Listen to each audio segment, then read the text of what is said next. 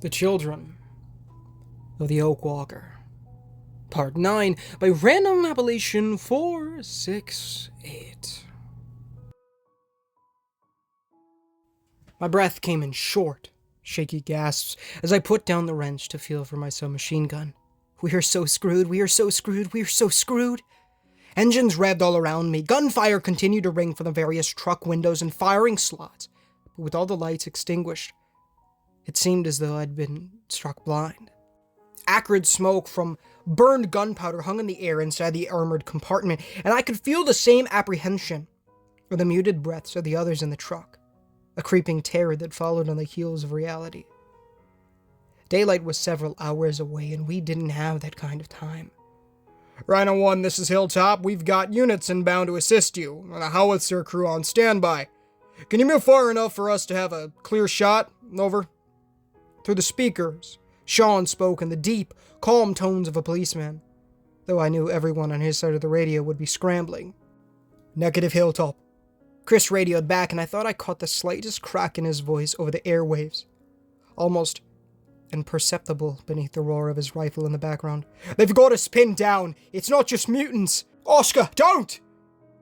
Light flickered from somewhere up ahead, and to my horror, I watched Chris's driver push his door open to climb out. The flashlight on the end of his rifle shone brightly against the dark, but it wasn't pointed out into the night. Instead, Oscar held his rifle at his side, aimlessly pointing the beam at the ground without his finger anywhere near the trigger. He stared out into the abyss with a blank, emotionless gaze, and Oscar stuck one boot out to step down into the mud.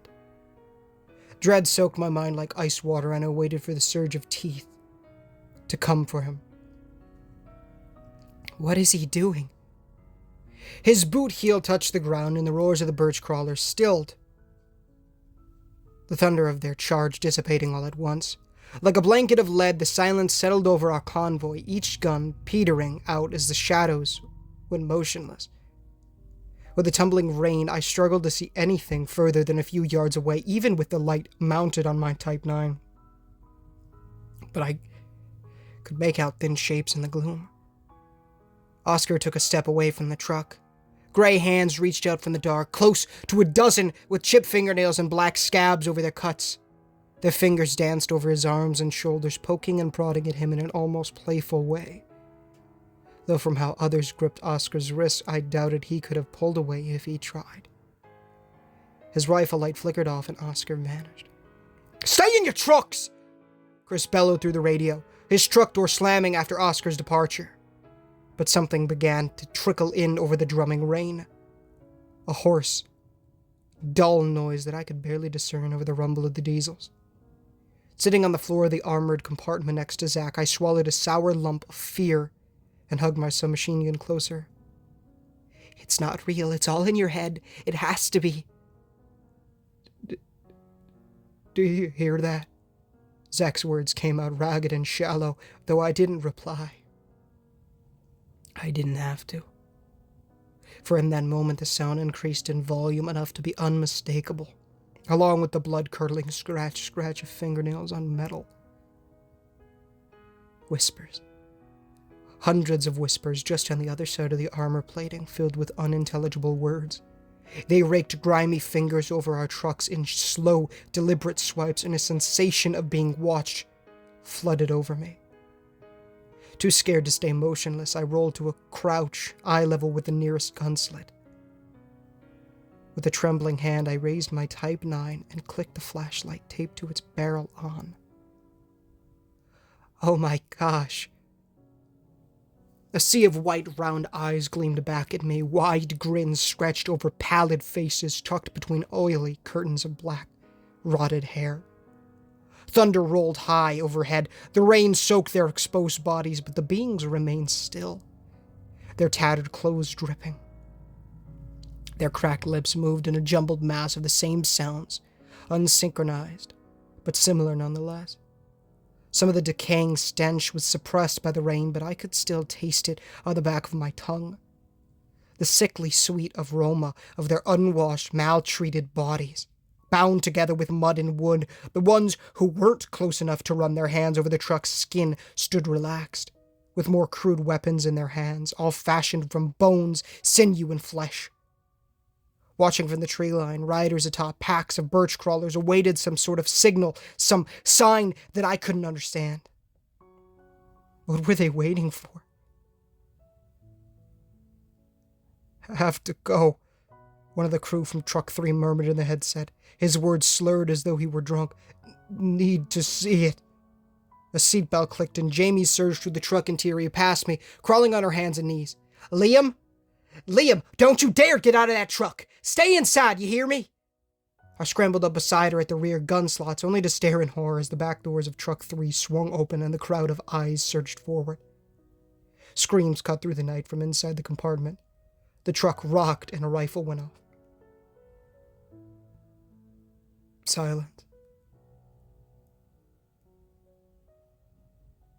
"It's so warm in the rain."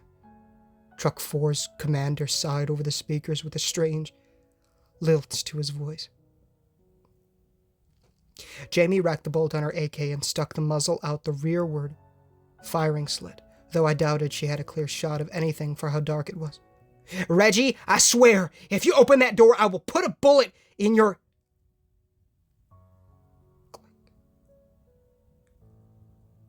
It came from behind me. And I turned, my mouth falling open in muted dread. Oh no. Kevin's head swiveled around to look back at us, his eyes glazed in an empty stare as he shoved open the driver's door. "It only hurts for a moment," he cooed, and a soft breathlessness that seemed rife with anticipation. Everything seemed to happen at once. Zach tried to back away from the horde, but more puppets wriggled inside and grabbed him by the ankles. Jamie's AK spat fire into the oncoming gray faces. Its report deafening inside the armored metal box. My submachine gun floated up into my field of vision, and the ringing in my ears reached a fever pitch as bullets sang into the night. The bolt rammed home on an empty chamber, and I reached for another magazine. "Chris!" I shrieked into my headset, fumbling to reload my weapon. "Chris, they're coming in! We can't!" The grimy set of fingers wrapped around my left boot and jerked me off balance. The Type 9 blazed a stream of rounds into the ceiling of the armored compartment, the lead whining and ricocheting off the interior like a swarm of angry bees. Hands clawed at my legs, sharp fingernails turned only by the rough weave of my khakis, and I was dragged over the cluttered floor of the truck bed. I thrashed, kicked, and swung the barrel of my submachine gun down to catch a few in the face with the last rounds of the magazine. But it was no use. My heels went over the center console, and I just managed to stop them from pulling me out by wrapping my arms around the headrest of the driver's seat. More hands pried at my fingers, yanked at my hair, gripped my clothing, and ensured I couldn't break free of the sinister tide. "Jamie!" Reaching one desperate hand from the seat, I called to her. My eyes filled with horrid tears. Jamie crouched against the rear doors of the truck, fanning the trigger of her rifle with all she had just to keep the mutants back. As my Type 9 slid from my grasp, they piled over one another, gritting soundlessly as they slid past me to climb further inside. My free hand brushed cold steel in my hip, and I closed my hand over the pistol Andrew had given me as a belated birthday present. A 1-to-1 clone of Chris's antique Mauser handgun. This one came newly made from the armory, chambered in the same 9mm cartridge as my Type 9, but with a smaller 10-round magazine. It had more than enough power to deal with these creatures, and I pushed the muzzle point blank into the nearest puppet's face. It crumbled backward, but more pressed in to claim its place, and the gun's bolt locked to the rear after the 10th round went off. I felt my fingers slip on the seat cushion, and my heart stopped. I should have saved that last bullet. "No!" Jamie's sheet-white face contorted in horror, and she reached for my hand. But it was too late. A blizzard of filthy palms overwhelmed me, and the world blurred as I was carried off into the pouring rain. Cold raindrops soaked me to the bone, my pistol clattered to the gravel beside the truck, and with every step the freaks held me aloft like a nightmarish mosh pit. One slimy hand clamped over my mouth to stifle my screams for help, and another went over my eyes. My limbs pinned down in a similar fashion. Gunfire picked up all along the convoy, but it faded into the distance as my captors fled into the underbrush with me. Unable to free myself, I shut my eyes beneath the dirty hand that covered them and waited for teeth to sink into my skin. Splat. Cold earth rammed into my knees, and I found myself damped onto the mud, though the fiends maintained their grip on my legs, arms, and mouth. Daring to blink, through the slightly parted fingers of my captors, I could just make out a small circle of lights around me, and spotted several different flashlights stuck into the mud, with their lenses angled upward like torches. Close to 100 or more puppets ringed the small clearing I knelt in, their continued whispers audible in the cold breeze, though I could see little more than gleaming white eyes in the darkness. Slumped in front of them were more rangers from our patrol, their heads hanging limp, held in place by rigid teams of grinning puppets. They seemed to be unconscious, but otherwise unharmed, and I would have been more confused if I hadn't been so frightened. How are they doing this? They were mindless freaks not days ago! This shouldn't be possible! All at once, the whispers stopped. I craned my head to try and see more, but the hands forced me to look forward, the fingers over my eyes staying where they were. As one, the puppets' heads turned in the misty gloom, and they looked toward the forest as if in anticipation. A shape glided through the rain, stooping low to walk under the thorns and tangled branches. It stood as tall as any other human might, but not until it stepped into the circle of flashlights did I notice the long, moldy canvas of an old military poncho draped across its shoulders. With a carnivorous hood to cover its owner's head, the poncho went all the way to the ground so that I almost didn't see the old boots covered in rips, scratches, and holes, walking along the muck. Something about this mysterious being made my guts roil, but I could do nothing but remain where I knelt, shivering in the cold rain. Reaching the center of the small clearing, the hooded figure stopped. All eyes on it. 2 hands slid from under the poncho, one surprisingly human and pale, the other gray and torn, with 2 of the fingers worn down to the bone, flesh hanging in rotted tatters. They lifted up toward the sky like some kind of priestly gesture, and from beneath the ragged hood came a voice. "The way lies open," it rasped, in a fluid-filled gargle that made me want to gag, sympathetically, and slowly turned on the spot to address all the freaks in the circle. "The hunt has begun. Let us purge this corruption, my children, that the Nameless One might take pleasure in our conquest." Beaming like kids at a candy store, the puppets all turned their gazes toward us, their bared wooden teeth dripping with rainwater and black slime. Seeing them all upright, responding to speech with their own crude weapons in hand, set my mind into overdrive. I've got to get out of here. Walking over to the first captive, the hooded figure took the man's chin in its good hand and raised his unconscious head upward. My stomach lurched as I recognized Kevin. His buzz-cut brown hair glistening with raindrops. "Awaken, little one."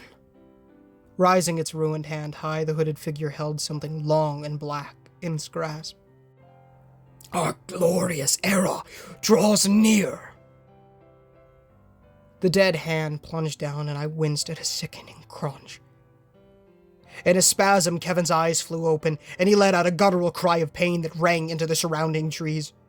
His body tensed as if to struggle, but another sound overpowered his voice. A squelching gurgle that choked out Kevin's wail. He froze, stiff as a statue, and Kevin's jaw stuck open in mid-scream. I squinted hard between the fingers over my eyes in time to spot something black poked from between his teeth. It wriggled like a worm, even as more shapes like it spread around Kevin's bedraggled head from the back. Oily tendrils pried their way under his eyelids, up his nostrils, and into Kevin's ears until they completely encased his head. And I realized what they were. Roots. Those are roots. Like from a tree. With an incessant march of rotten wood, the roots burrowed into Kevin's pale skin, dark lines appearing like spiderwebs over his neck. More wove themselves over his body from head to toe, all leading back to a long, thin blade that protruded from the back of his skull. It looked to be fashioned, it seemed, from a single piece of hardwood, like someone had split off a chunk of an old tree trunk and left the end sharp like a knife. Bits of human hair lay braided around the hilt, and something about the weapon made my head spin. Static rising inside my brain in a dizzying avalanche of noise. The hooded figure withdrew the odd knife from Kevin's skull, and the roots continued to wrap around him in a wall of black. Ripping and popping sounds came from underneath, and between the snaking tendrils I watched in shock as pools of red blood oozed out, followed by chunks of rubbery stuff that looked like flesh. Toward the back of Kevin's head, the sprouts began to withdraw, and from underneath them, black oily hair tumbled forth. It's not possible. Helplessly, I watched as the dark vines receded to show gray skin, torn clothing, and two milky white eyes sunken into the face. The last of the tendrils flowed over Kevin's chin,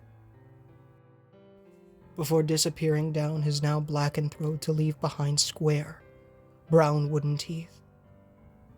The new puppet blinked, and his frozen scream stretched into a familiar wide grin. My breath caught in my chest, and I gritted my teeth to hold back nausea. It had been common knowledge amongst the rangers that a puppet bite, while full of nasty bacteria, wouldn't turn you into one like in a zombie movie. In fact, while I'd seen puppets converted to humans, I never considered in all my worst nightmares that the opposite could take place. Yet I'd just seen it with my own eyes, and horrid despair invaded my mind. They were going to do that to me. Beaming in eerie joy, the new puppet stood and bowed its head to the hooded figure. "Finish it, my child!" With a wave of its human hand, the figure directed the puppet's gaze to the flashlight by its feet. "Let go of the corruption that is the old. Embrace the perpetual night." Without pause, the puppet who had been Kevin obediently brought his heel down on the light from his old rifle, and the glass crunched under his boot. At that moment, I made the mistake of inhaling through my nose and caught a whiff of the puppet's grimy hand that was over my mouth. It stank of must and mold enough that my nose flared with a strong, sudden itch. "Don't do it! Don't do it! Don't!" Desperate to hold it in, I tried to pull my nose away from the thing's hand, but couldn't squirm loose. Achoo! Every gaze shifted to me, dozens of neck vertebrae crunching in sequence, and I choked down a whimper of fear. "What's this?" Under its moldy hood, the figure's head turned, the gaping maw of inky shadow examining me from a distance.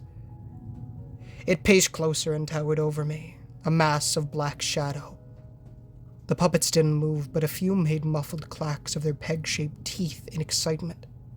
The fingers holding my shoulders, drumming on my skin in glee. Kneeling down, the hooded figure reached out with its good hand to pull the puppet's grubby palm from my face. "You can resist the master's call. I'm impressed. Just who might you be?" "I've got a stall. Maybe I can get loose. Maybe I can run.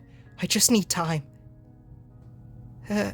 Hannah," I stammered out, the icy rainwater dripping down my neck in rivulets enough to make my skin feel numb.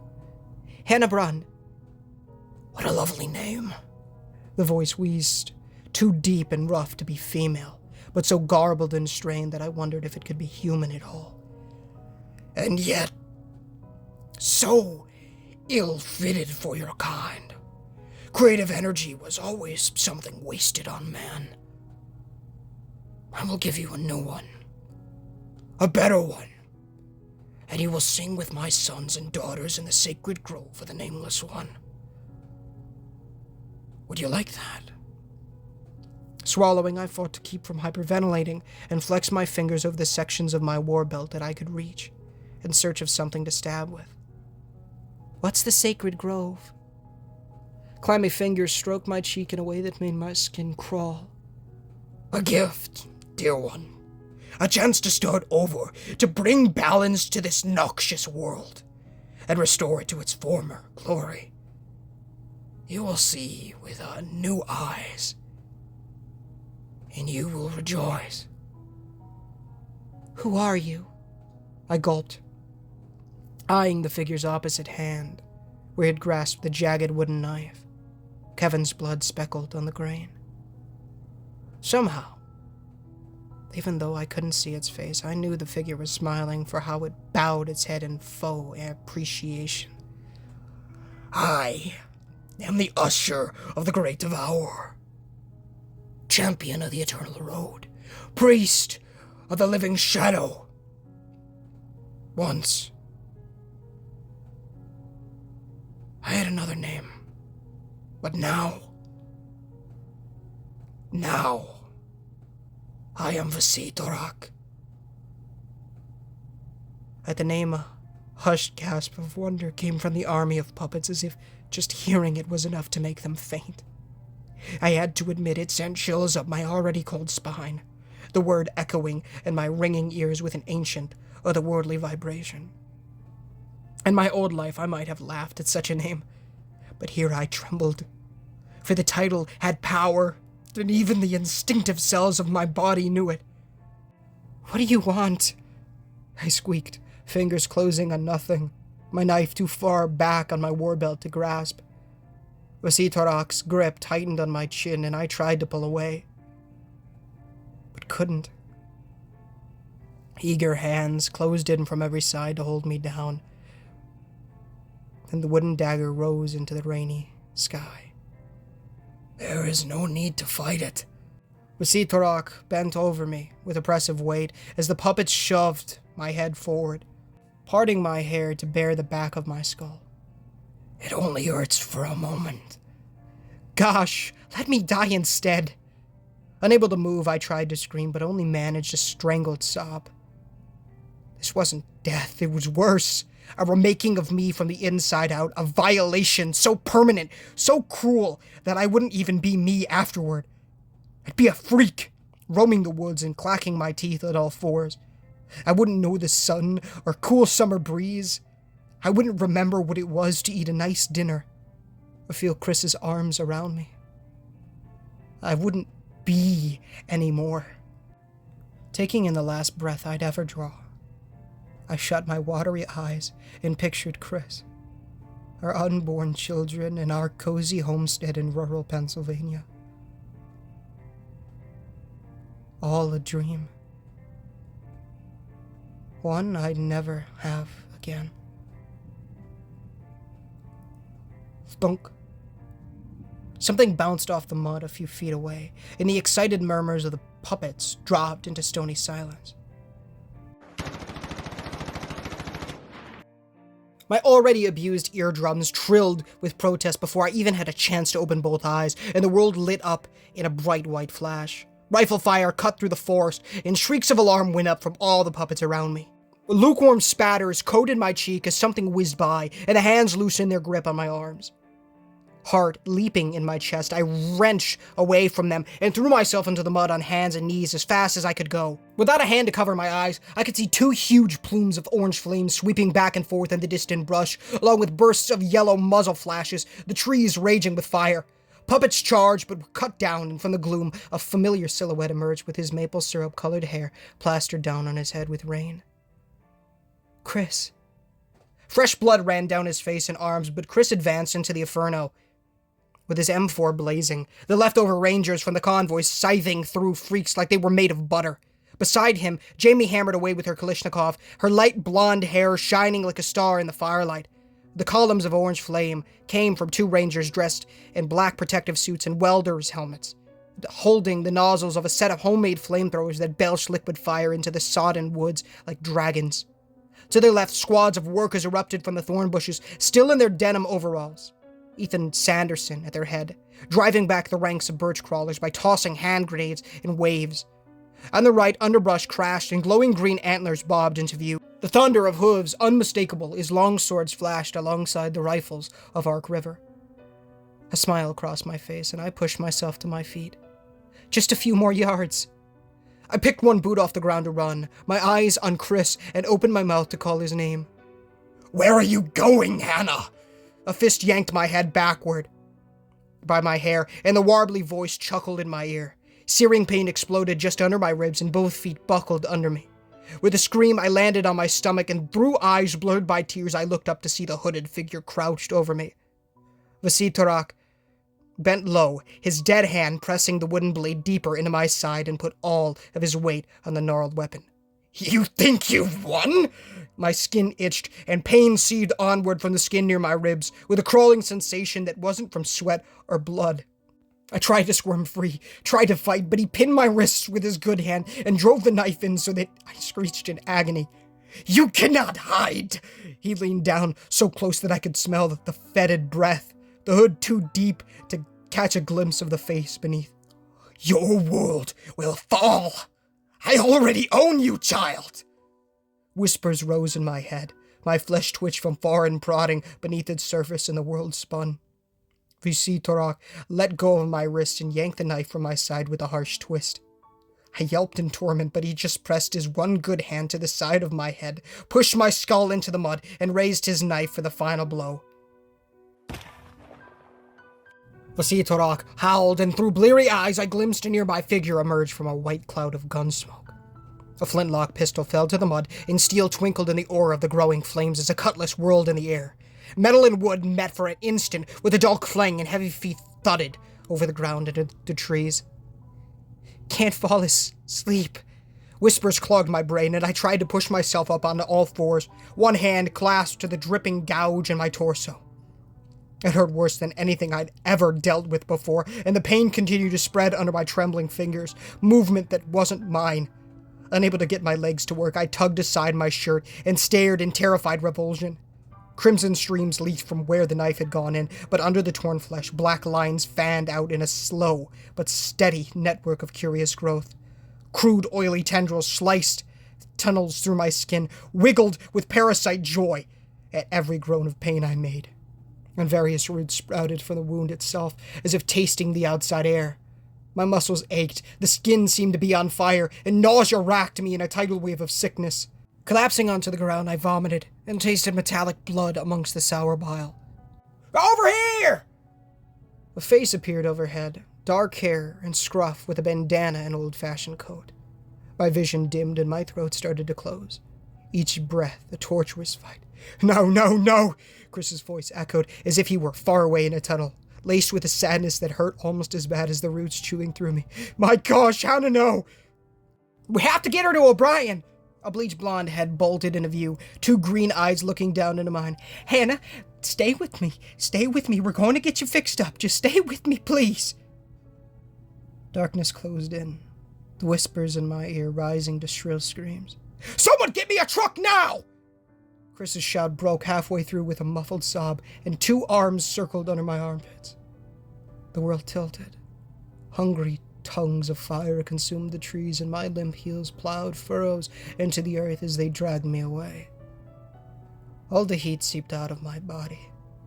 My throat went dry and tight, and the static melted my thoughts. Too weak to fight them, I let the whispers sweep over me, and everything went black.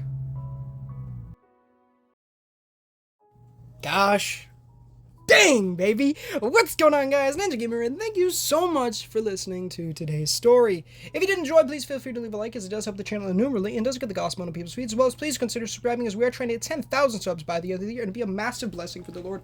Excuse me. If you did so.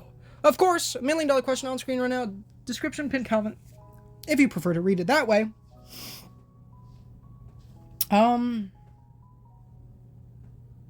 Yeah.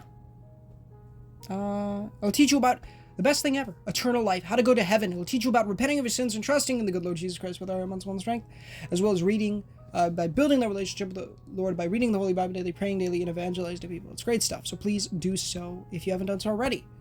Of course, go give Random Appellation 468 some love in the comments and the description. The original story link and his Reddit page will be down there. So please go give him some love there, as well as, of course, Mew.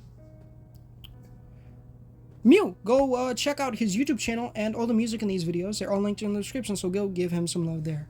My brothers have a YouTube channel, Tamak Plush Videos, where they upload plush videos, of course. They're uploading daily 2024, and I make quite a few cameos over there. So if you want to see me on something other than horror stories or video games, go check those out. Link is in the description, and I recommend the 2021 videos. Those are some of my favorites. Of course, my youngest brother as well also wants to be a rapper, so he, I'm leaving a link to his YouTube channel and his SoundCloud for his music, so go check those out. I'd very much appreciate that. All the awesome sound effects are in the description, so go check those out. They're great stuff, and yeah. The Barron County Anthology, which the Children of the Oak Walker is a part of. The playlist is linked in the description by Random Appellation 468, of course. And if you haven't caught up, you should. It's great stuff. And it'll very much explain a lot of what is going on. If you don't know what is going on here, you don't know who Chris is, and I mean, we're 9 parts in at this point to the Children of the Oak Walker. So you know who these characters are somewhat, but there's a lot of backstory behind a lot of these characters. Actually, all these characters, in fact, and you should go listen to them. I've narrated every single one of the past ones that I've done. I still have quite a few of these parts to get through. It's not over yet, I believe. He's up to like 15, so if you want to read ahead, by all means, I urge you to. It's a great story. One of the best.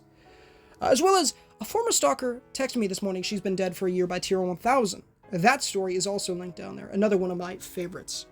So go check that playlist out. That one is completed, of course. I believe there's 8 parts of that one. It's very good. So go check that one out. That one is obviously not a part of the Barron County Anthology, though. And yeah. Stay tuned, guys, because in a few hours I'm going to be streaming Help Wanted. Not the new one. The original on VR. So hopefully we get a few jump scares. That would be very fun. We'll see. But I don't know. I say we'll see because I've watched Spiff play Help Wanted God knows how many times. A lot. The Lord only knows how many, but it's been a lot. I'll leave a link to Spiff's channel in the description too if you want to check him out. Astral Spiff, one of my favorite YouTubers, really of all time, uploads a ton of horror gaming content and, really just a bunch of gaming content in general, but his content's amazing. I really love it. Definitely for my gaming videos. I definitely strive, a lot of inspiration from him, definitely. So, yeah. I love you guys. Thank you for watching. I hope to see you on the stream if you want to stop by. I'd love to see you in there as well. Go join the Discord. It's in the description as well. I feel like I forget to mention it sometimes, but it is down there, and we, a lot of awesome folks there, and you could be one of them. Please join. I'd very much appreciate it. And yeah, I love you guys. Thank you so much for watching, and until next time, guys, this is Ninja Gamer, signing off.